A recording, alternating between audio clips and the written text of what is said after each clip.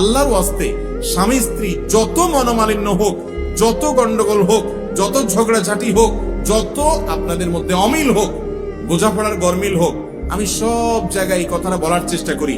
যারা বিবাহ করেছেন তারাও মনোযোগ দিয়ে শুনেন, যারা বিবাহ করবেন ভবিষ্যতে এখনো করেন নাই তারাও মনোযোগ দিয়ে শুনেন। আল্লাহর ওয়াস্তে মাথা গরম করে তালাক দিবেন না। তালাক এমন একটা ডেঞ্জারাস অস্ত্র, এমন একটা ভয়াবহ অস্ত্র, ছুরি এবং চাকুর চাইতে পিস্তলের চাইতে ডেঞ্জারাস। কিরকম? আপনি একজনকে ছুরি ঢুকাই দিলেন তার বুকে, ঢুকানোর পরে লোকটা মারা গেলেন, এখন আপনি জিব্বা কামড়ায় বলছেন, ও সরি, আমি আসলে বুঝতে পারিনি। এতে কি লোকটা জীবিত হবে? ঠিক একই ভাবে আপনার স্ত্রীকে রাগের মধ্যে মাথা গরম করে আপনি তালাক দিয়ে দিলেন।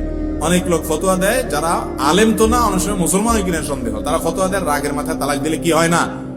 তালাক হয় না। আমি বলি, তালাক কি কেউ মহব্বত করতে করতে দেয়? ভালোবাসার ছোটে স্ত্রীকে ডাইকে না তালাক দিয়ে দেয়? আরে ভাই, তালাক দেয়ই তো কিসে? কিন্তু তাই বলে রাগ হলেই তালাক দিবেন না।